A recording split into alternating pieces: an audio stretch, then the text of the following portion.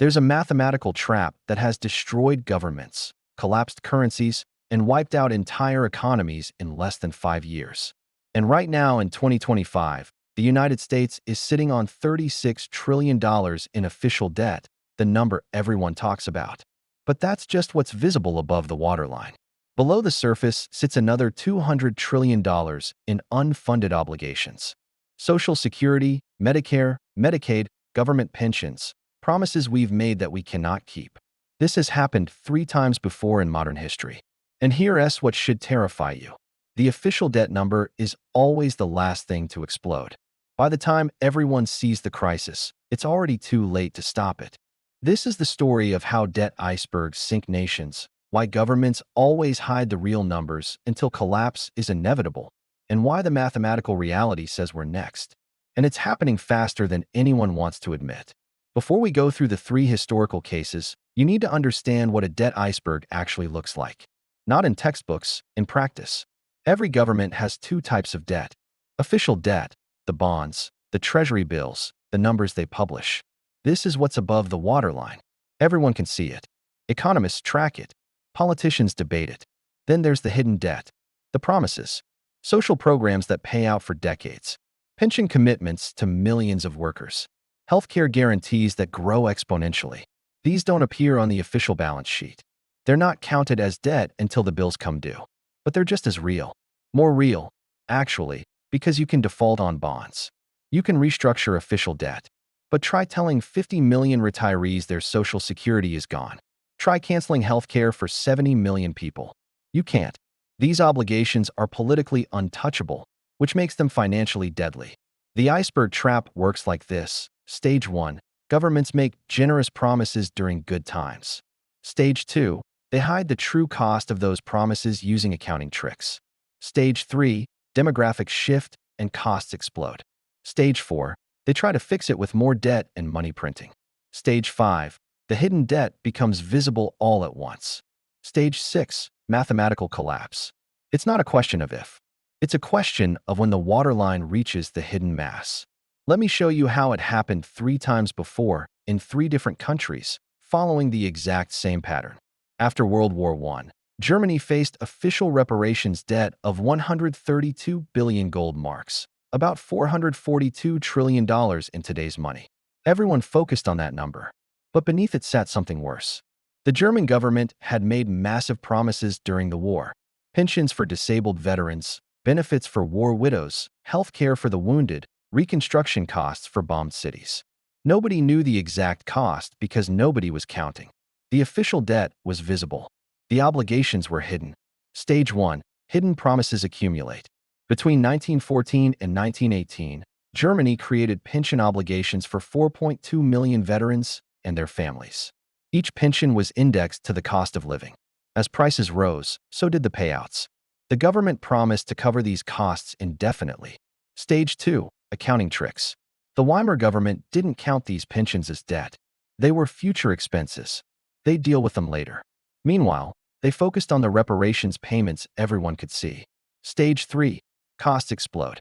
By 1921, pension payments were consuming 25% of the government budget.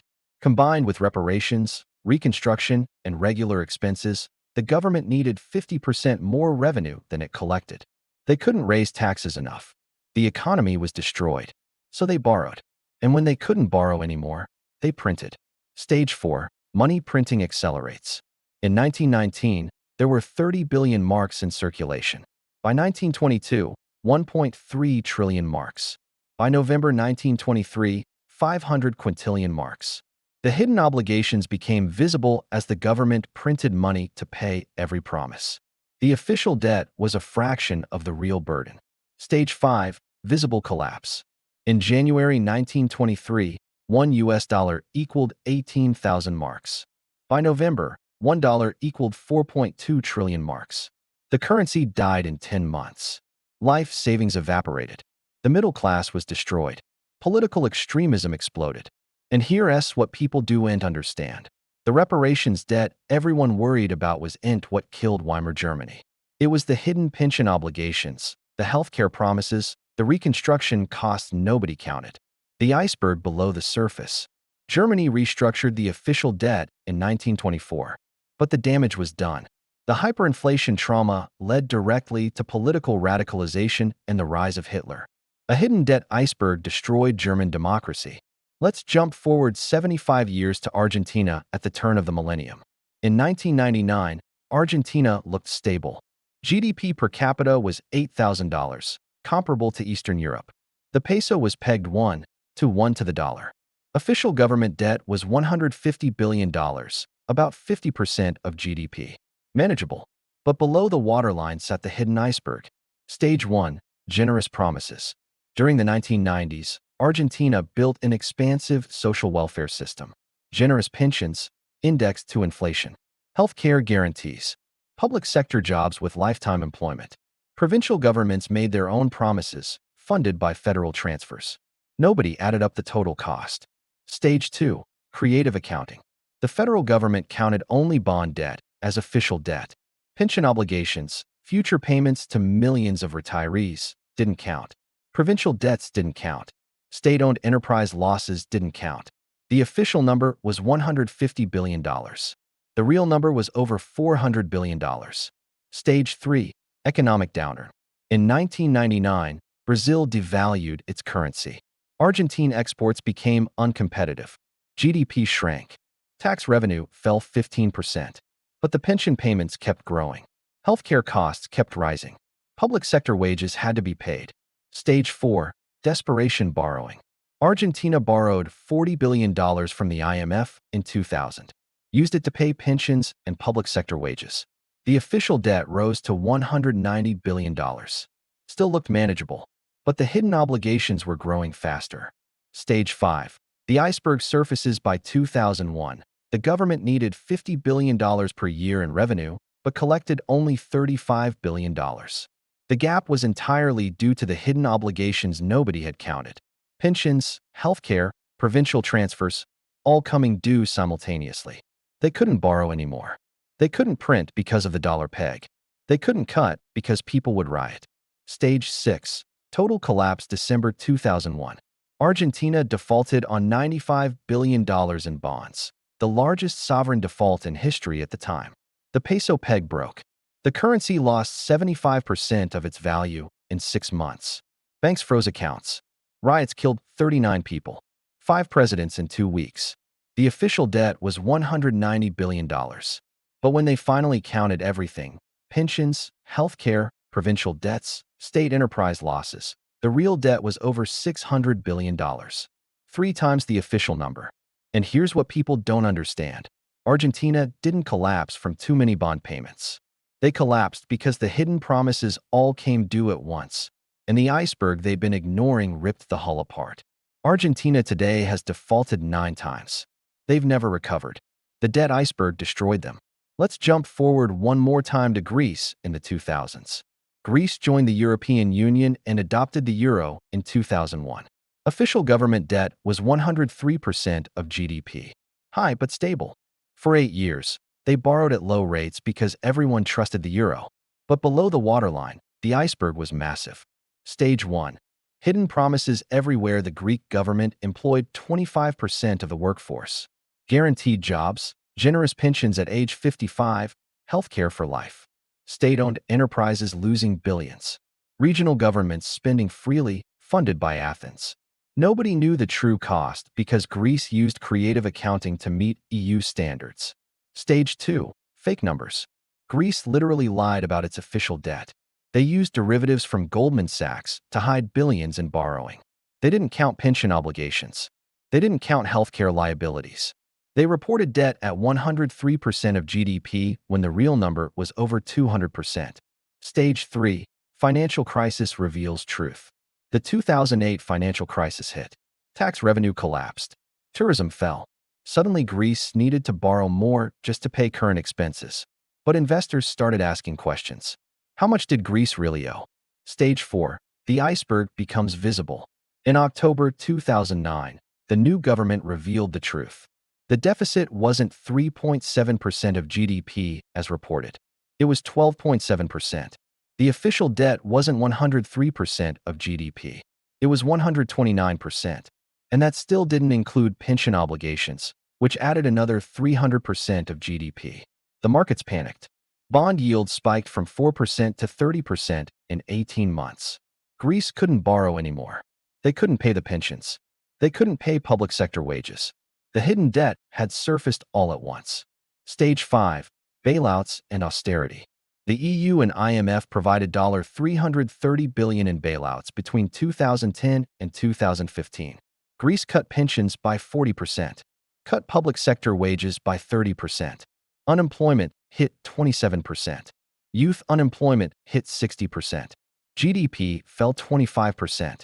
A developed European country experienced a depression. And here's what people don't understand. Greece's official bonds weren't the problem. The problem was the hidden iceberg. Pensions they'd promised to millions, healthcare they guaranteed, public sector jobs they couldn't afford. When that became visible, the nation collapsed economically and nearly left the euro entirely. Greece today has debt at 165% of GDP. They're still in crisis. The iceberg broke them permanently. And here's what should keep you awake at night. The United States is following the exact same pattern. Stage by stage, let me show you. Stage 1. Massive hidden promises. Official U.S. debt, $36 trillion. That's what everyone discusses. But Social Security has $23 trillion in unfunded obligations. Medicare has $60 trillion. Medicaid has another $50 trillion. Federal pensions, state pensions, municipal pensions add another $20 trillion. Veterans benefits, $10 trillion. Total hidden debt, $200+ trillion. That's not a conspiracy theory. That's from the Congressional Budget Office and the Treasury Department. We just don't call it debt officially. Check. Stage 2. Creative accounting. The U.S. uses cash accounting for entitlements. We only count the money going out this year, not the obligations we've promised for the next 50 years. No private company could get away with this. If corporations accounted like the government does, their executives would go to prison for fraud. We hide the iceberg using accounting rules designed to hide the iceberg. Check. Stage 3. Demographics hit. In 2010, 40 million Americans were over 65. By 2030, 73 million. Every day, 10,000 baby boomers retire. Each one collects Social Security for 20 years, Medicare for 20 years. The cost explodes exponentially. In 2000, entitlements were 40% of the federal budget. In 2024, 65%. By 2035, over 80%. The hidden obligations are becoming visible in real time. Check. Stage 4. Debt spiral begins. We're borrowing $2 trillion per year just to maintain current spending. Interest on the debt is $1 trillion annually, more than we spend on defense. We're borrowing money to pay interest on money we borrowed. That's the definition of a debt spiral. When the hidden obligations fully surface in the 2030s, we'll need to borrow $4 to $5 trillion per year. The official debt will hit $60 trillion by 2035, and that's before the real crisis starts. Check. Stage 5. The iceberg approaches the surface. Right now, Social Security pays out more than it collects. Medicare pays out more than it collects. Both trust funds are depleting. Social Security's trust fund runs out in 2033. Medicare's in 2031. When that happens, benefits automatically cut by 20 to 30% by law. Tell 70 million retirees their checks are being cut. See what happens. The government will print money or borrow whatever it takes to prevent that. And when they do, the hidden debt becomes visible all at once. We're 8 years from this moment. Check. We haven't hit stage 6 yet, mathematical collapse. But we're on the exact same path as Weimar Germany, Argentina, and Greece. Official debt that everyone debates while the real iceberg grows below the surface. 5 stages complete. 1 to go. Since 2020, we've accelerated every stage. Printed $6 trillion. Added $10 trillion to official debt. Accelerated entitlement promises. Did nothing to address the unfunded obligations. We're not walking toward the iceberg anymore. We're sailing full speed toward it. In Weimar Germany, visible collapse took 10 months. In Argentina, 24 months. In Greece, 36 months. Once the hidden debt surfaces, once markets realize the real numbers, the collapse happens fast. Not decades, not years, months. We're 8 years from Social Security and Medicare insolvency. That's when the iceberg hits the waterline. That's when $200 trillion in hidden obligations becomes undeniable. That's when everyone realizes simultaneously that the promises cannot be kept. 3 times it happened before. Weimar Germany, Argentina, Greece.